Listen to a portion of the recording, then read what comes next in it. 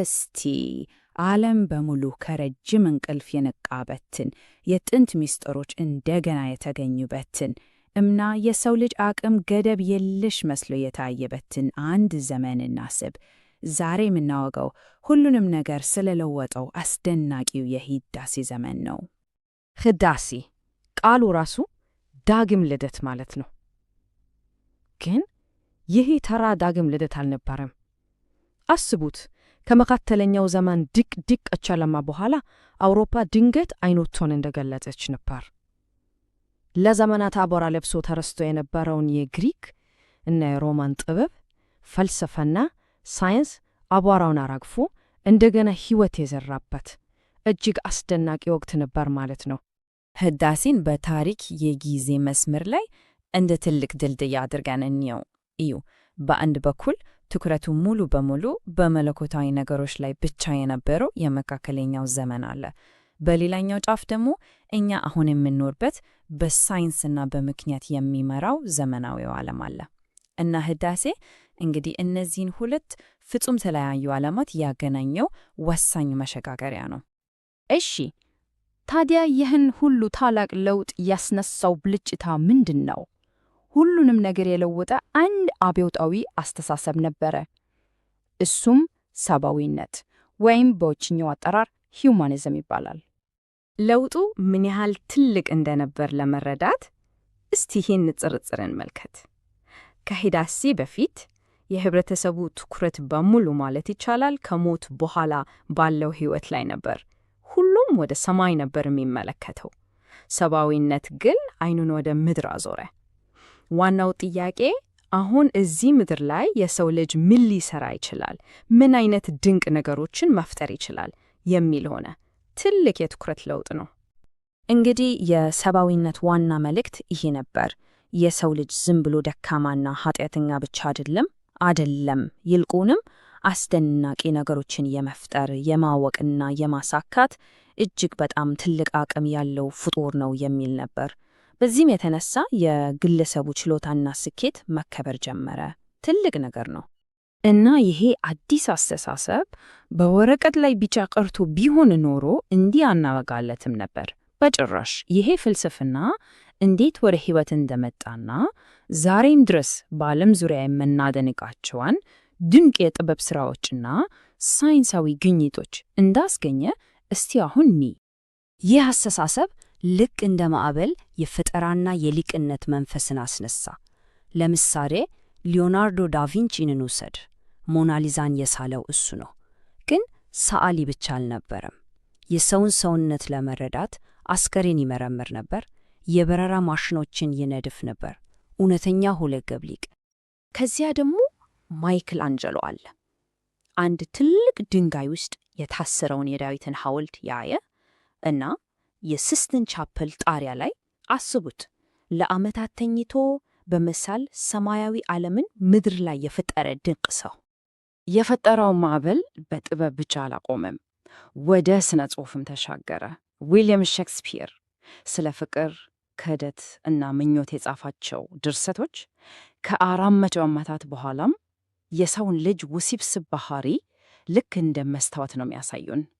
እና ይሄ ሁሉ ሲሆን እንደ ጋሊሊዮ እና ኮፐርኒከስ ያሉ ሳይንቲስቶች ደግሞ ወደ ሰማይ እያዩ አንድ ደቂቃ ምድር የአጽናፈ ሰማይ ማዕከል አይደለችም በማለት ለዘመናት የጸናን እምነት ገዳደሩ። ይሄ ደግሞ ለራሱ አዲስ የሳይንስ አብዮት አስጀመረ።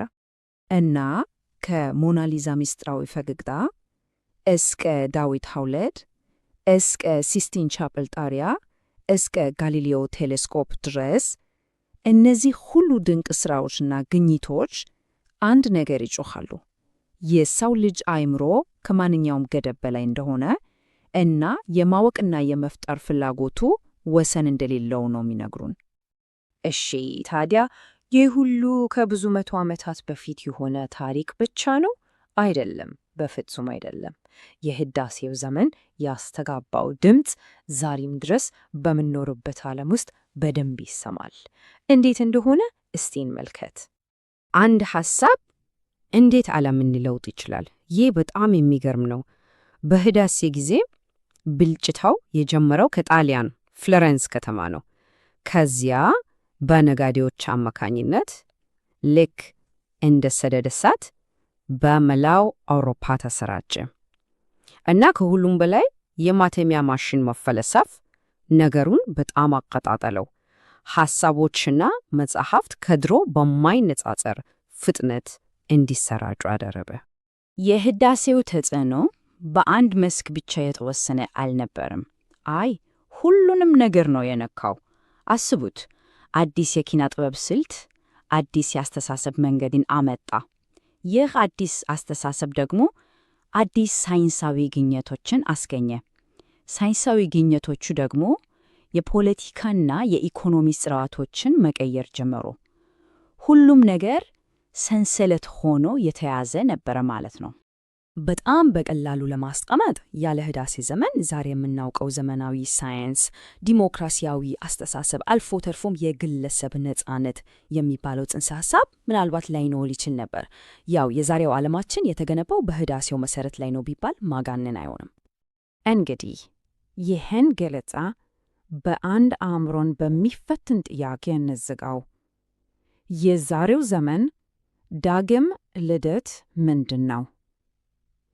አሁን በዚህ በምንኖርበት ዓለም ውስጥ ልክ እንደ ሰብአዊነት አስተሳሰብ አብዮት እየፈጠሩ ያሉ ሐሳቦች የትኞቹ ናቸው ብለን እናስባለን?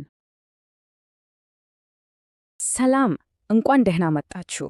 ዛሬ የምናየው በዓለም ላይ ካሉ እጅግ በጣም ግዙፍና ጥንታዊ ተቋማት አንዱ ስለሆነው ነው። ስለ ካቶሊክ ቤተ ክርስቲያን ታሪክና ተጽዕኖ እስኪ አብረን እንመልከት። ይህ ተቋም እንዴት ነው ይህን ያህል ግዙፍ ሊሆን የቻለው? እንግዲህ ከመጀመሪያው ለመነሳት ያህል አንድ መሰረታዊ ጥያቄ ልጠይቅ። በዓለማችን ላይ በቁጥር ደረጃ ትልቁ የሆነው የክርስቲያን ቤተ ክርስቲያን የትኛው ነው ብላችሁ ታስባላችሁ? የዚህ ጥያቄ መልስ የዛሬውን ትንታኔያችንን ለመጀመር በጣም ወሳኝ ነው። መልሱ ግልጽ ነው፣ የካቶሊክ ቤተ ክርስቲያን። አንዳንዴ ደግሞ የሮማ ካቶሊክ ቤተ ክርስቲያን ተብሎ የሚጠራ። ይህ ነው እንግዲህ በዓለም ላይ ትልቁ የክርስቲያን ቤተ ክርስቲያን። ግን ትልቁ ስንል በእርግጥ ምን ማለታችን ነው? እስኪ ቁጥሮቹ ራሳቸው ይናገሩ። የተቋሙን አባላት ብዛት ስመለከት እውነቱን ለመናገር ግዙፍ የሚለው ቃል ራሱ በቂ አይመስልም። እስኪኒ ይህንን ተቋም ልዩ የሚያደርገው ቁጥር ምን ያህል ነው? እስኪ ቁጥሩን ልንገራችሁ። የተጠመቁ የካቶሊክ እምነት ተከታዮች ቁጥር ከ1.27 ቢሊዮን እስከ 1.41 ቢሊዮን ይቀመጣል። እስኪ ለአንድ አፍታ ቆም ብለን እናስበው። ከ1 ቢሊዮን በላይ ሰዎች ማለት ነው። ይሄ ቁጥር በራሱ ለመገመት እንኳን የሚከብድ እጅግ በጣም ግዙፍ ነው። ጥሩ፣ ግን 1 ቢሊዮን ሰው ማለት በተግባር ምን ማለት ነው? ይህንን እኮ ዝም ብለን በቁጥር ስናየው ትርጉሙ ላይገባን ይችላል። ስለዚህ ይህንን ግዙፍ ቁጥር በቀላሉ ለመረዳት እንድንችል እስኪ ከአንድ ነገር ጋር እናነጻጽረው። እንግዲህ ይህንን ቁጥር በትክክል ለመረዳት እስኪ ከአህጉሯት የሕዝብ ብዛት ጋር እናነጻጽረው። የሚገርመው ነገር ምን መሰላችሁ? በዓለም ላይ ያሉ የተጠመቁ ካቶሊኮች ቁጥር ከአፍሪካ አህጉር ወይም ከአውሮፓ አህጉር አጠቃላይ የሕዝብ ብዛት ይበልጣል። በትክክል ነው የሰማችሁት፣ ከአንድ ሙሉ አህጉር ሕዝብ በላይ። ይሄ የተቋሙን ዓለም አቀፋዊ ስፋት ምን ያህል እንደሆነ በደንብ ያሳየናል። በቀላሉ ለማስቀመጥ በፕላኔታችን ላይ ከሚኖሩ ከ6 ሰዎች መካከል አንዱ የካቶሊክ እምነት ተከታይ ነው ማለት ነው። አስቡት እስኪ፣ ከ6 ሰው አንዱ።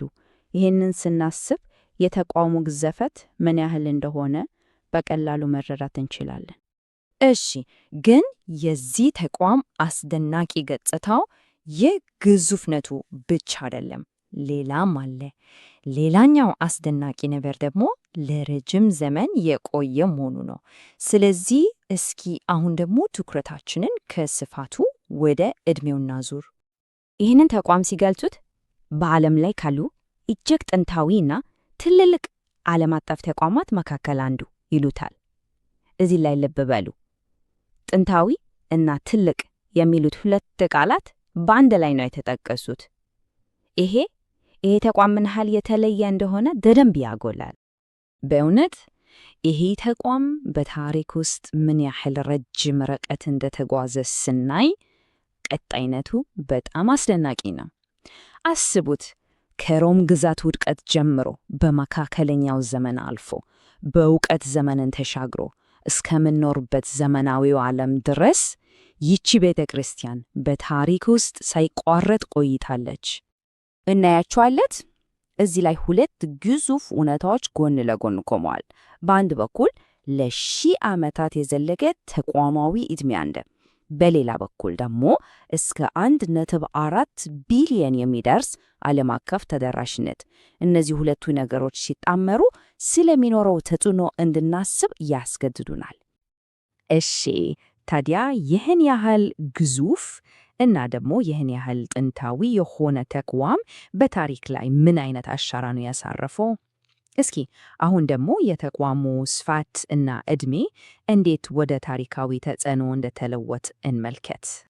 እውነታው ይህ ሰፊና ጥንታዊ ተቋም በታሪክ ውስጥ በጣም ትልቅ ኃይል እንደነበረው ግልጽ ነው። ሲገለጽም በምዕራባውያን ስልጣኔ ታሪክ እና እድገት ውስጥ ትልቅ ሚና ተጫውታለች ይላል። ይሄ አረፍተ ነገር ብቻውን የተቋሙን ተጽዕኖ ጥልቀት ምን ያህል እንደሆነ በግልጽ ያሳያል።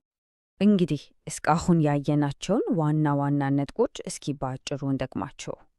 አንደኛ፣ ትልቁ የክርስቲያን ቤተ ክርስቲያን መሆኗ። ሁለተኛ፣ ከ1 ቢሊዮን በላይ አባላት ያሏት መሆኗ። ሶስተኛ፣ ከዓለማችን አንጋፋ ተቋማት አንዷ መሆኗ እና አራተኛ፣ በምዕራባውያን ስልጣኔ ላይ ያሳደረችው ትልቅ ተጽዕኖ። እነዚህ ናቸው ቁልፍ ነጥቦቹ። በመጨረሻም ይህን ትንታኔ አንድ አስተሳሰብን በሚቀሰቅስ ጥያቄ ልዝጋው። አንድ ተቋም ይህን ያህል ጥንታዊ እና ደግሞ ይህን ያህል ግዙፍ ሲሆን ተጽዕኖ በትክክል የት ላይ ነው የሚያበቃው? ይሄ ሁላችንም ስለ ተቋሙ ስፋት እና ጥልቀት እንድናስብበት የሚያደርግ ትልቅ ጥያቄ ነው። እንግዲያው ዛሬ በታሪክ ላይ ትልቅ አሻራ ያሳረፉ ነገር ግን እስካሁንም ድረስ ብዙ ጊዜ በተሳሳተ መንገድ ስለሚተረጎሙ ሁለት የካቶሊክ አስተምሮዎችን ነው ያያለን።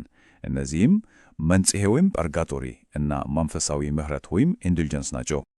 እናም የዛሬው ፍሰታችን ይሄን ይመስላል።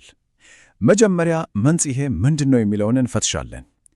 ከዚያ ይህ የመንጻት ሂደት ራሱ ምን ይመስላል? ቀጥሎ ወደ መንፈሳዊ ምሕረት እንገባለን እና በመጨረሻም ይህ ሁሉ ነገር በታሪክ ውስጥ ምን አይነት ውዝግብ እንዳስነሳ እናያለን። እሺ እንጀምር። የመጀመሪያው ነጥባችን መንጽሔ ነው። ይሄ ነገር ምንድን ነው? ቦታ ነው ወይስ ሂደት ወይም ደግሞ ቅጣት ይሆን? እስኪ በጥልቀት እንየው። ያው ብዙ ጊዜ የሚነሳው ትልቁ ጥያቄ ይመስለኛል፣ መንጽሔ ማለት ከሞት በኋላ የሚገኝ ሁለተኛ ዕድል ማለት ነው? መልሱ በጣም ግልጽ እና አጭር ነው። አይደለም። በፍጹም ሁለተኛ ዕድል አይደለም። ይልቁንስ የመንጻት የማጥራት ሂደት ነው። ቃሉ ራሱ ብዙ ነገር ይናገራል። ፐርጋቶሪ የሚለው የመጣው ፑርጋሬ ከሚል የላቲን ቃል ነው። ትርጉሙም ማጥራት ወይም ማጽዳት እንደማለት ነው። ስለዚህ መንጽሔ ማለት ነፍሳት ወደ መንግሥተ ሰማይ ከመግባታቸው በፊት ከኃጢአት ጊዜያዊ ተጽዕኖዎች የሚነጹበት አንድ መካከለኛ ሁኔታ ነው ማለት ነው። እሺ፣ ታዲያ መንጽሔ ለማን ነው የሚሆነው? ለሁሉም ነው? አይደለም። ለነፍሳት ነው፣ ግን በጸጋ ሁኔታ ውስጥ ለሞቱት ብቻ። ይሄ ማለት ምን ማለት ነው? በሟች ኃጢአት ውስጥ ላሉትን አይደለም፣ እነሱ ወደ ሲኦል ይሄዳሉ። ፍጹም ንጹሕ ለሆኑትም አይደለም፣ እነሱ ቀጥታ ወደ ሰማይ ይገባሉ። ስለዚህ መንጽሔ መሃል ላይ ላሉት ነው። ማለትም ይቅር ላልተባሉ ቀላል ኃጢአቶች ላለባቸው ወይም ደግሞ ይቅርታ ቢደረግላቸውም ከከባድ ኃጢአት የቀረ ጊዜያዊ ቅጣት ላለባቸው ነፍሳት ነው። እሺ፣ የመንጻት ሂደት አለን። ግን ይሄ ሂደት ራሱ ምን ይመስላል? ምን አይነት ነገር ነው? ወደ ሁለተኛው ክፍላችን ስንገባ ይህንን እንመለከታለን። እዚህ ጋር በጣም ልናስተውለው የሚገባ አንድ ወሳኝ ነጥብ አለ። በመንጽሔ ውስጥ ያለው ስቃይ የዘላለም ቅጣት በፍጹም አይደለም። ይልቁንስ በእግዚአብሔር ላይ ለተፈጸሙ ስህተቶች የሚሰማ በጣም ጥልቅና አሰማሚ ጸጸት ነው። ዋናው ዓላማው ማስተካከልና ማጥራት ነው፣ ለዘላለም መቅጣት አይደለም። ይህንን ረቂቅ ሐሳብ በቀላሉ ለመረዳት አንድ በጣም ግሩም የሆነ ምሳሌ አለ። ሂደቱ ልክ ወርቅ በእሳት እቶን ውስጥ ከቆሻሻው እንደሚነጠር ነው የሚባለው። እስቲ አስቡት፣ ቆሻሻው በሙሉ ተቃጥሎ አልቆ ንጹሕ ወርቅ ብቻ እንደሚቀረው ማለት። እሺ፣ ይህ የመንጻት ሁኔታ ስቃይ ካለበት ታዲያ ጥያቄው ይህንን ጊዜ ማሳጠር ወይም ስቃዩን መቀነስ የሚቻልበት መንገድ ይኖር ይሆን? እና መልሱ አዎ ነው አለ። እናም መንፈሳዊ ምሕረት ወይም ኢንዱልጀንስ የምንለው ነገር የሚገባው እዚህ ላይ ነው። እስኪ ይሄ ነገር በትክክል ምን ማለት እንደሆነ እንግዲያው ኢንደልጀንስ ምንድን ነው? በቀላሉ ሲገለጽ ይቅርታ ለተደረገላቸው ኃጢአቶች የሚከተለውን ጊዜያዊ ቅጣት መቅነስ ወይም ሙሉ ለሙሉ ማስቀረት ነው። እዚህ ጋር በጣም ቁልፍ የሆነው ሐረግ ጊዜያዊ ቅጣት የሚለው ነው። እዚህ ጋር በጣም በግልጽ መለየት ያለብን ነገር አለ። ኢንዱልጀንስ ምን ነው? ምንስ አይደለም? እስኪ እንይ። ኢንዱልጀንስ ጊዜያዊ ቅጣትን ነው የሚያስቀረው። የኃጢአትን በደል ይቅር አይልም። ያ በንስሐ ነው የሚሆነው። ለወደፊት ኃጢአት ለመስራት የሚሰጥ ፈቃድም በፍጹም አይደለም። ደግሞም በገንዘብ የሚገዛ ወይም የሚሸጥ ነገር አይደለም። ይልቁንስ ቤተ ክርስቲያን ከክርስቶስና ከቅዱሳን የጽድቅ ሥራ ግምጃ ቤት የምትሰጠው ልዩ ጸጋ ነው። እሺ፣ ታዲያ አንድ ሰው እንዴት ነው ኢንደልጀንስ ሊያገኝ የሚችለው? ሂደቱ 4 ዋና ዋና ነገሮች አሉት። 1. ኃጢአት በንስሐ ስርየት ማግኘት አለበት። ይሄ የመጀመሪያው ነው። 2. የተወሰኑ መንፈሳዊ ተግባራትን ማከናወን ይጠበቃል። ለምሳሌ ጸሎት፣ ምጽዋት ወይም መንፈሳዊ ጉዞ ሊሆን ይችላል። 3. ከልብ የመነጨ ጸጸትና ምስጋና ማሳየት እና 4ኛ እነዚህ ሲሟሉ ቤተ ክርስቲያን ከግምጃ ቤቷ ጸጋውን ትሰጣለች። እስካሁን ያየነው ስነ መለኮቱን ነው። አሁን ደግሞ ይሄ ሁሉ ስነ መለኮት ከእውነተኛው ታሪክ ጋር ሲጋጭ ምን እንደተፈጠረ እንመልከት። እዚህ ላይ ነው ነገሮች በጣም የሚጦፉት። ወደ 4ኛው ክፍላችን እንገባለን። ውዝግብ፣ ተሐድሶ እና ያስከተለው አሻራ። እንግዲህ ነገሩ የተቀጣጠለው እንዴት ነው? በመካከለኛው ዘመን ስለ መንጨህ ያለው እምነት በሰፊው ተሰራጨ። ይህ ሲሆን ሰዎች እሺ እዚያ የምናሳልፈውን ጊዜ እንዴት እናሳጥረዋለን የሚለውን ጥያቄ በስፋት መጠየቅ ጀመሩ። ይህም የኢንዱልጀንስን ተፈላጊነት ከፍ አደረገው። ከዛ በ1500ዎቹ አካባቢ ነገሩ ከቁጥጥር ወጣ። ለተለያዩ ፕሮጀክቶች ገንዘብ ለማሰባሰብ ሲባል ኢንዱልጀንስ መሸጥ የተለመደ ነገር ሆነ እና ይሄ ነገር ነው በ17 ማርቲን ሉተርን አስቆጥቶ 65ቱን ጭብጦቹን እንዲጽፍና ታሪክ የቀየረውን የፕሮቴስታንት ተሐድሶ እንዲቀሰቀስ ያደረገው። ያው ይህ ትልቅ ታሪካዊ ውዝግብ አንድ ግልጽ ውጤት ነበረው። የካቶሊክ ቤተ ክርስቲያን ራሷ አሰራሩን እንደገና እንድትፈትሽና እንድታሻሽል አስገደዳት። ከሁሉም በላይ ደግሞ የኢንዱልጀንስ ሽያጭን ሙሉ በሙሉ አስቆማች። ዛሬስ ሁኔታው ምንድን ነው? ቤተ ክርስቲያኗ የኢንዱልጀንስን ትክክለኛነትና ሕጋዊነት አሁንም ታምንበታለች። ግን እና ይሄ በጣም ትልቅ ግን ነው፣ ከታሪክ እንደተማረችው ምንም አይነት የገንዘብ ልውውጥ እንዲኖርበት በጣም በጥብቅ ትከለክላለች። እናም ይሄ ሁሉ ታሪክ፣ ይሄ ሁሉ ስነ መለኮት መጨረሻ ላይ አንድ መሰረታዊ ጥያቄ ላይ ያደርሰናል። ከሞት በኋላ የመንጻት ሂደት አለ ብሎ ማመን አንድ ሰው ዛሬ በምድር ላይ በሚኖረው ሕይወት ላይ ምን አይነት ለውጥ ሊያመጣ ይችላል? እስኪ ይሄን አስቡበት። የእነዚህ አስተምህሮቶች እውነተኛው አንድምታ ምንድን ነው?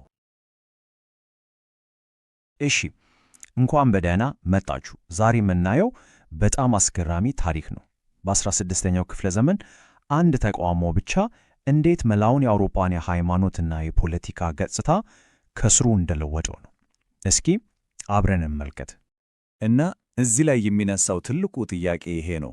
እንዴት ነው አንድ መነኩሴ ብቻውን በቤተ ክርስቲያን ላይ ያነሳው ተቃውሞ የአውሮፓን ካርታ እስከ መቀየር የደረሰው?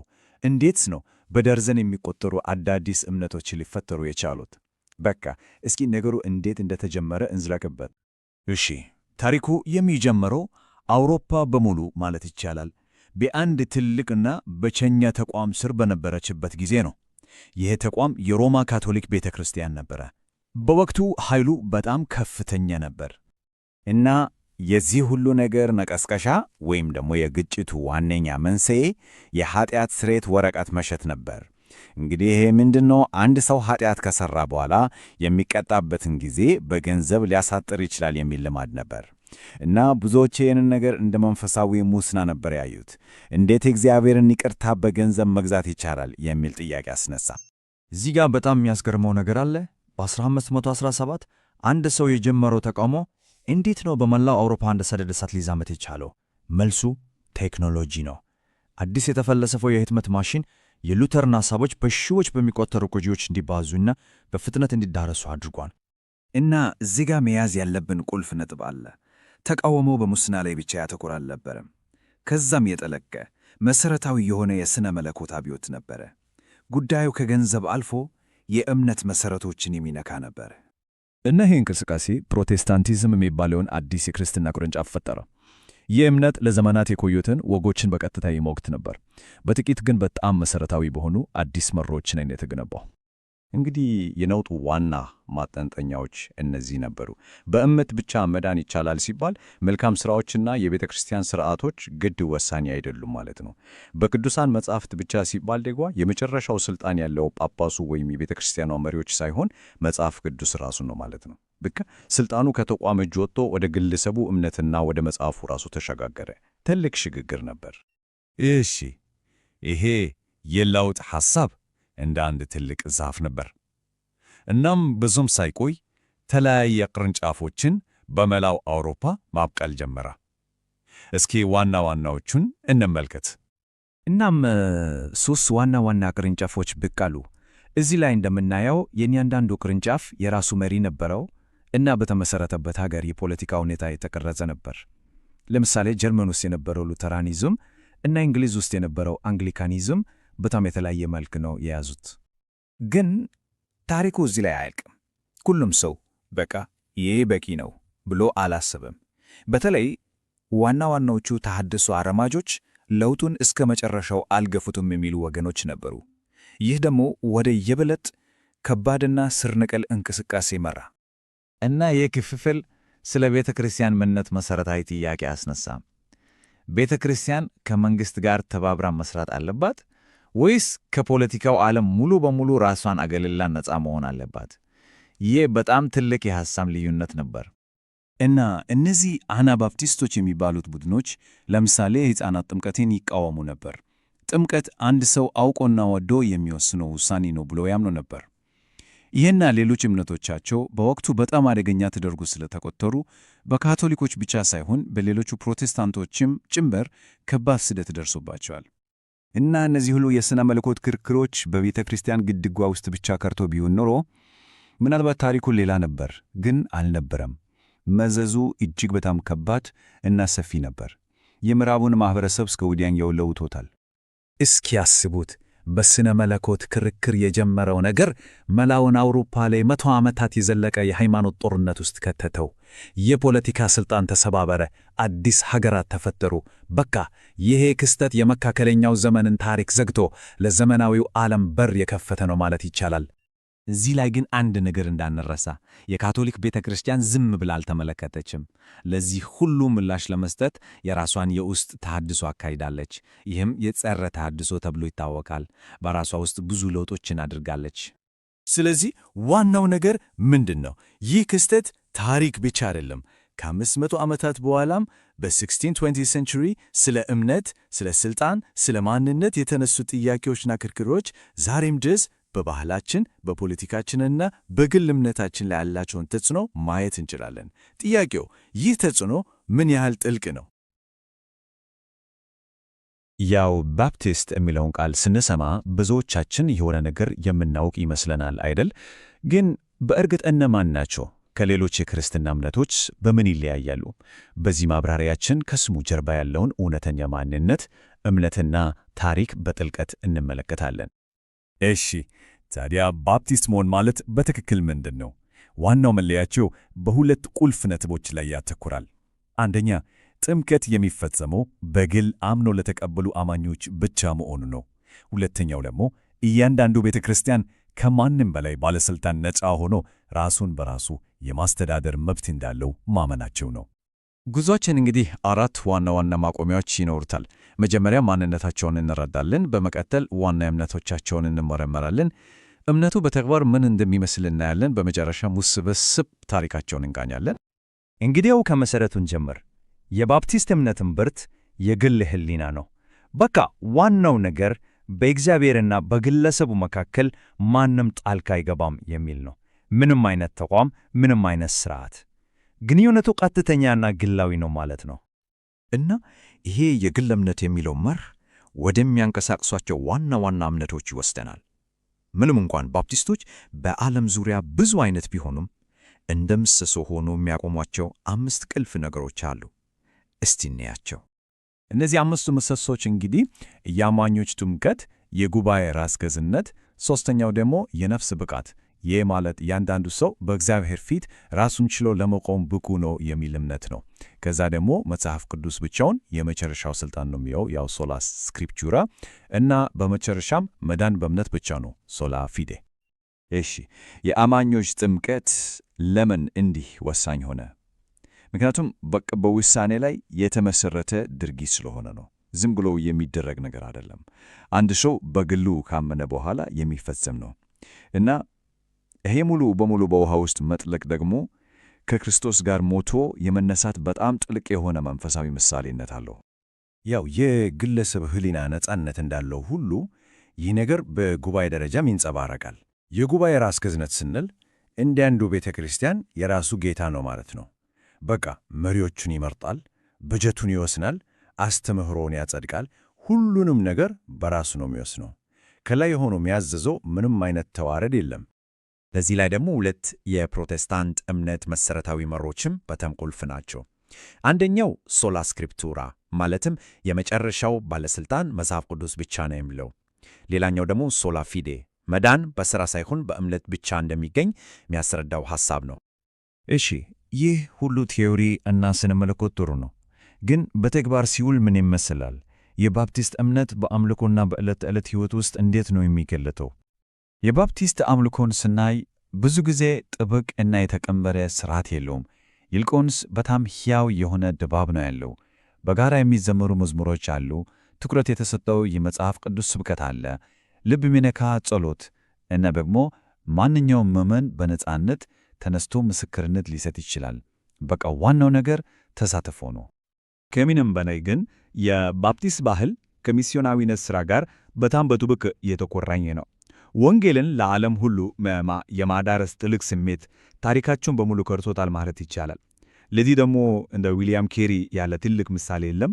እርሱ ወደ ሂንድ በመሄድ የዘመናዊ ሚስዮናዊነት እንቅስቃሴ አባት ተብሎ ነው የሚታወቀው። ይህንን ሁሉ ለመረዳት ግን ትንሽ ወደ ኋላ ተጉዘን ታሪካቸውን መመልከት አለብን። ይህን እንቅስቃሴ ከየት ተነስቶ ነው ዛሬ የደረሰበት ደረጃ ላይ የደረሰው? ታሪኩ ውስጡ ስላለው ልዩነት ብዙ ይነግረናል። እንግዲህ ታሪኩ የሚጀምረው በ7ኛው ክፍለ ዘመን መጀመሪያ አካባቢ ነው። ከእንግሊዝ ቤተ ክርስቲያን ተለይተው በወጡ አማኞች ነው የተጀመረው። የመጀመሪያው ጉባኤ በሆላንድ ከተመሠረተ በኋላ እንቅስቃሴው ወደ ሰሜን አሜሪካ ተሻገረ። ከዚያም በመላው ዓለም በሚስዮናዊነት ሥራ በፍጥነት ተስፋፋ። እዚህ ላይ አንድ በጣም ወሳኝ ነገር መገንዘብ አለብን። ሁሉንም ባፕቲስቶች የሚያስተዳደር አንድ ማዕከላዊ አካል ወይም ጳጳስ አይነት ነገር የለም በፍጹም። ይልቁንም እርስ በርስ በሚተባበሩ ነገር ግን ሙሉ በሙሉ ራሳቸውን በቻሉ በሺዎች የሚቆጠሩ ጉባኤዎችና ማኅበራት የተገነባ እንቅስቃሴ ነው። ያው ይሄ የልዩነት ባህል ከጅምሩ ጀምሮ የነበረ ነው። የመጀመሪያዎቹ ባፕቲስቶች ራሳቸው በሁለት ተከፍለው ነበር፣ ጄኔራልና ፓርቲኩላር። ልዩነታቸው ደግሞ በጣም ወሳኝ በሆነ ጥያቄ ላይ ያጠነጠነ ነበር። መዳን በሰው ነጻ ፍቃድ ላይ የተመሠረተ ነው ወይስ በእግዚአብሔር ሉዓላዊ ምርጫ ላይ? ይህ ክርክር እስከ ዛሬ ድረስ አስተጋባዋለሁ። ይህ ልዩነት ዛሬም ድረስ ቀጥሏል። ለምሳሌ ኢንዲፔንደንት ባፕቲስቶች የሚባሉ ቡድኖች አሉ። እነዚህ ደግሞ ብዙውን ጊዜ በጠንካራ ወግ አጥባቂነታቸውና መጽሐፍ ቅዱስን ቃል በቃል በመተርጎም ይታወቃሉ። ይህ በባፕቲስት እንቅስቃሴ ውስጥ ምን ያህል ሰፊ የአመለካከት ልዩነት እንዳለ በግልጽ ያሳያል። እናም ይሄ ሁሉ ወደ አንድ ትልቅ ጥያቄ ይመልሰናል። የእያንዳንዱ ግለሰብ እና የእያንዳንዱ ቤተ ክርስቲያን ፍጹም ነጻ ከሆኑ እነዚህን ሁሉ የተለያዩ ቡድኖች ባፕቲስት በሚል አንድ ስም ያስተሳስራቸው የጋራ ክር ምንድን ነው? እንዴት ነው በግለሰባዊነት ላይ የተመሠረተ እምነት ዓለም አቀፋዊ ማንነትን መገንባት የቻለው? መልሱ ምናልባት በእምነቱ መሠረት ላይ በምናገኛቸው ቀላል በሚመስሉ ነገር ግን በጣም ጥልቅ በሆኑ መርሆች ውስጥ ተደብቆ ይሆናል።